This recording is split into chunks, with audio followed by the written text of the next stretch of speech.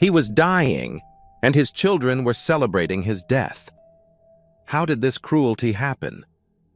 Let's watch it together. But before, please subscribe to my channel. The champagne glass slipped from Chief Carlos's trembling fingers, shattering against the marble floor of his mansion. But no one noticed. His entire family stood around his hospital bed, the same bed where he had been fighting for his life just hours ago, and they were celebrating. "Thank God Papa survived," his son Chidi laughed, but his eyes were on his phone, texting someone about postponing a big purchase. His daughter Lara hugged him briefly before whispering to her husband about having to wait longer now. His eldest son Obinna patted his shoulder while quietly discussing business transfers with his lawyer in the corner.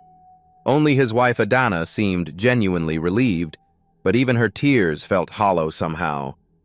As Carlos lay there, weak from his real heart attack, listening to his family's strange version of celebration, a terrible realization crept into his mind like poison.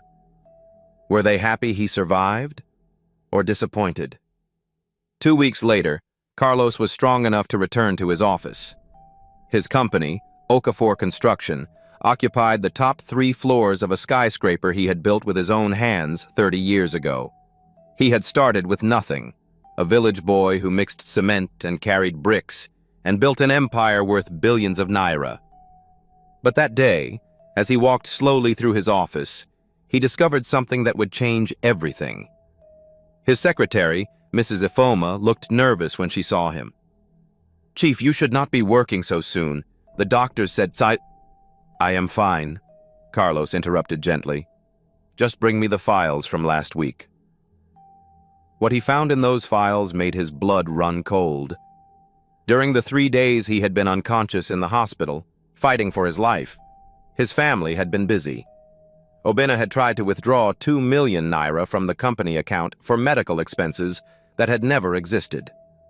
Chidi had contacted the family lawyer asking about emergency inheritance procedures. Lara had hired an appraiser to value the family mansion. Most devastating of all was a recording his security manager handed him. Conversations from the hospital waiting room that had been accidentally captured by the building's security system.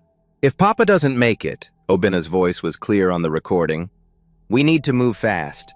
The will gives us equal shares, but I should handle the business side." "What about Mama?" Lara had asked. "She'll get her portion, but let's be honest, she's getting older too. This money needs to be managed by people who understand it."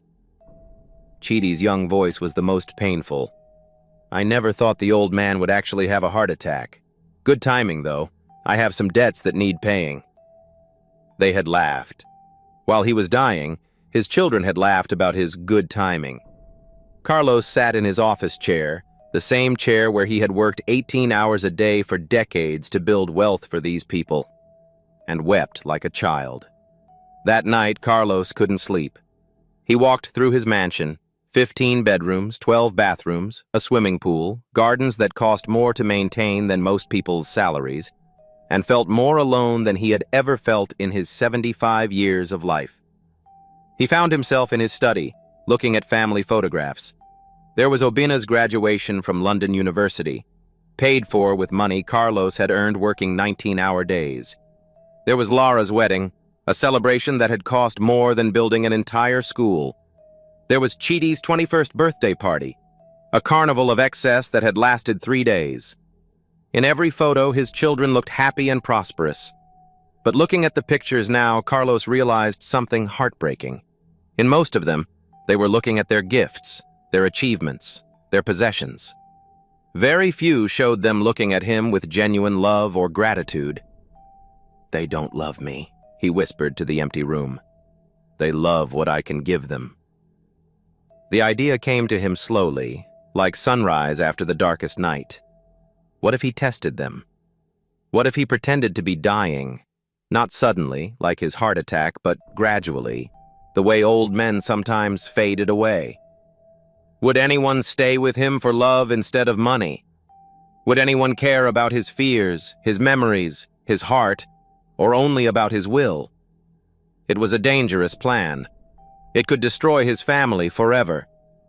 But Carlos realized that his family might already be destroyed. He just hadn't seen it clearly before. Dr. Adebayo, his longtime friend and physician, was reluctant to help. "This is madness, Carlos," the doctor said in his office. "What if you discover things that break your heart?" "My heart is already broken," Carlos replied quietly. "I just want to know if there's any genuine love left to heal it." The plan was simple, but devastating. Carlos would gradually appear to grow weaker. Dr. Adebayo would run fake tests and deliver a terminal diagnosis. They would tell the family he had 6 months to live, maybe less. "And then?" Dr. Adebayo asked. "Then I will see who stays with me because they love me, and who stays because they love my money." The performance began on a Monday morning. Carlos started moving more slowly, complaining of tiredness. He canceled business meetings for the first time in 40 years. At dinner, he pushed food around his plate, claiming he had no appetite. "Papa, you look pale," Adana said, but she was distracted, reading messages on her phone. "Just tired, my dear," he replied, studying her face for genuine concern.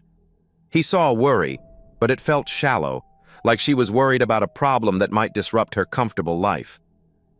By the end of the week, his children were calling more frequently, but their conversations felt strange. "Papa, are you taking your medications?" Obina would ask, but then quickly shift to discussing company business and suggesting that Carlos should delegate more responsibilities to him. "Papa, you should rest more," Laura would say, but her visits always included walks through the house where she would comment on furniture and artwork as if appraising them. "Papa, let me take care of you," Chidi would offer. But his idea of care was hiring expensive nurses while he went out to parties with his friends. 2 weeks into his performance, Carlos called his family together for the meeting that would change everything. "I have something difficult to tell you," Carlos began, his voice weaker than usual. He had been practicing this performance for days, but the emotion in his voice was real, the pain of testing the people he loved most. "Yesterday, Dr. Adebayo gave me the results of my tests," he continued, watching their faces carefully. "My heart is failing. The damage from the heart attack was worse than we thought. He says I have perhaps 6 months to live." The silence that followed was profound, but not in the way Carlos had hoped. Chidi sat up straighter, suddenly very alert. "Papa, what do the doctors recommend? Should we get a second opinion? Fly in specialists?" But even as he asked these questions, Carlos could see his son's mind working, calculating, planning. Lara gasped and covered her mouth, but her other hand immediately went to her purse, pulling out her phone as if she needed to make urgent calls, but not to doctors. Obina leaned forward with apparent concern. "Papa, don't worry about anything. We'll handle all the business matters so you can focus on getting better. You shouldn't stress about financial decisions anymore." Adana began to cry, but her tears seemed almost rehearsed, as if she had been preparing for this moment. "I want to spend my remaining time with family," Carlos said, his heart breaking as he watched their reactions. "I want to remember what matters most." Everyone nodded and made promises about spending more time together, but Carlos could see something else in their eyes. Relief mixed with anticipation, as if a long-awaited business deal was finally moving forward. Only his old housemaid, Mama Kemi, showed genuine emotion. She had been quietly dusting in the corner during his announcement, and when she heard the news, she began to weep openly. Real tears for a man she had served faithfully for 30 years. She quickly left the room, but not before Carlos saw her shoulders shaking with true grief. Within days, Carlos's worst fears were confirmed. His family transformed before his eyes, revealing their true nature like actors dropping their masks. Chidi moved back into the family mansion to care for Papa, but his version of care was asking, "Are you comfortable, Papa?" while scrolling through his phone and making plans for expensive purchases after the inheritance comes through.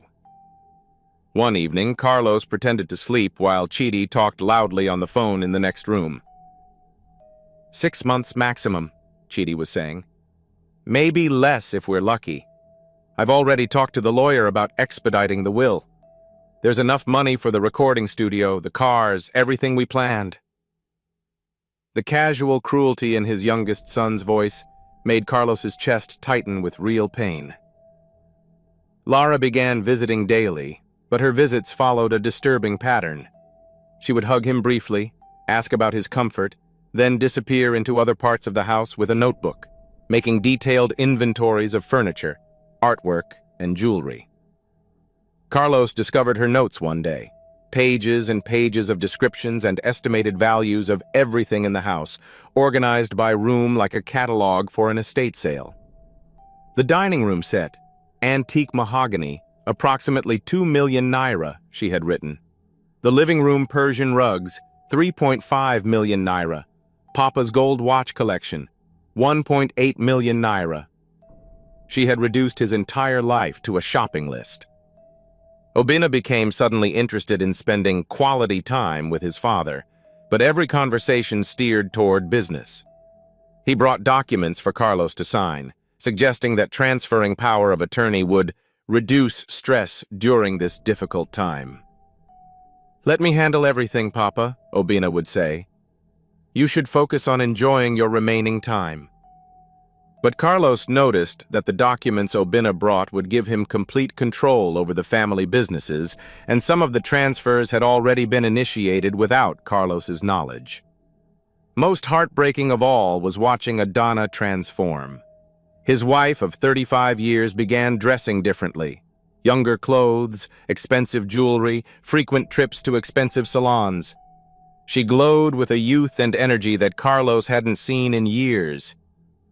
"I need to take care of myself during this stressful time," she explained when he commented on her new appearance. But one evening, while pretending to nap in his chair, Carlos saw something that shattered his heart completely.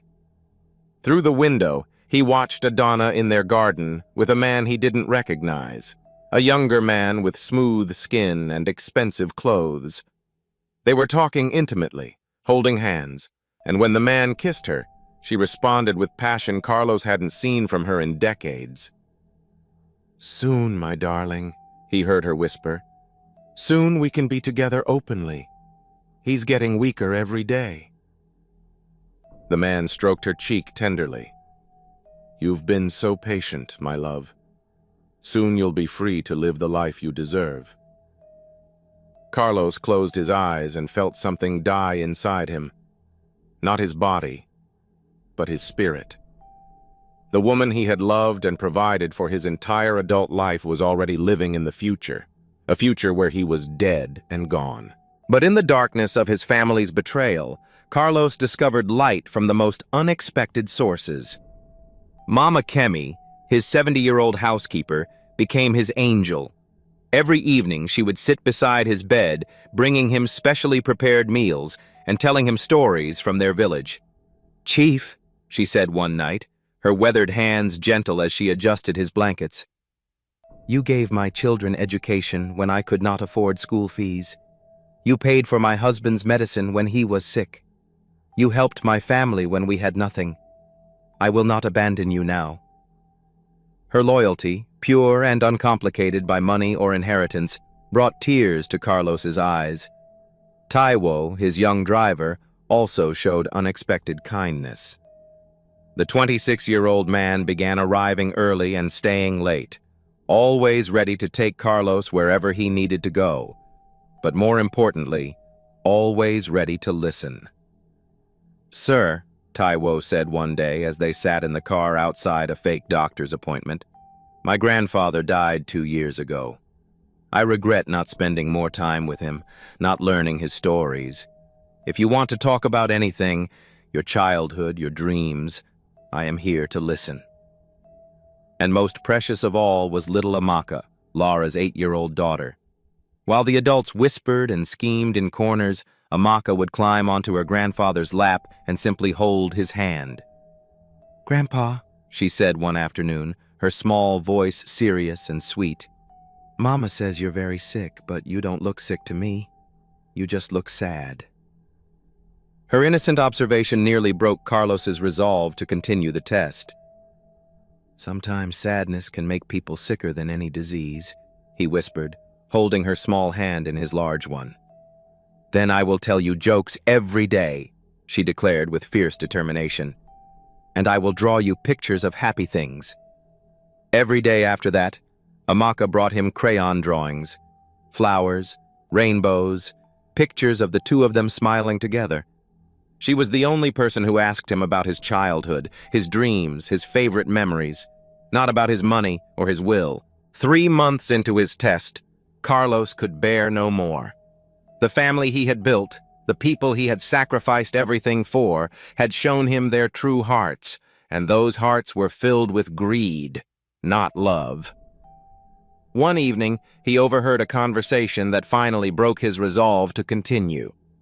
From his bedroom, he could hear his entire family gathered in the dining room below, discussing his funeral arrangements like they were planning a business meeting. "We should have a grand ceremony," Obina was saying. "It's expected for someone of Papa's status." "But not too expensive," Lara added. "We'll need to preserve capital for the transitions." "What about the will reading?" Chidi asked.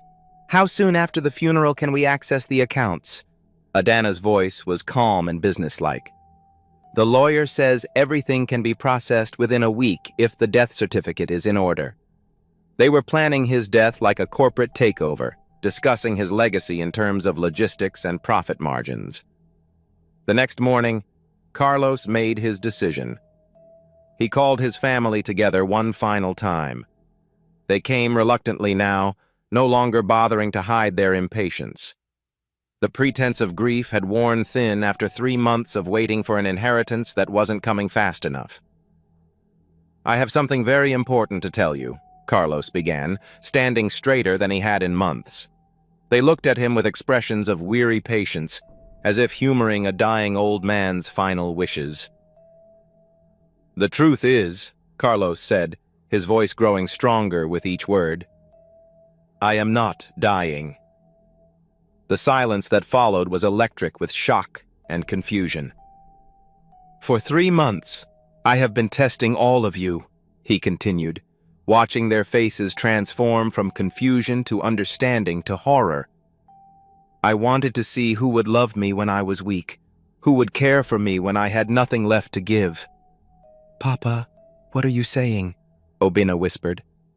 "I am saying that I have learned exactly who my family really is," Carlos replied, his voice filled with profound sadness. "And what I have learned has broken my heart more completely than any illness ever could." He looked at each of them. These people he had loved beyond reason, worked beyond exhaustion for, sacrificed his entire life to provide for.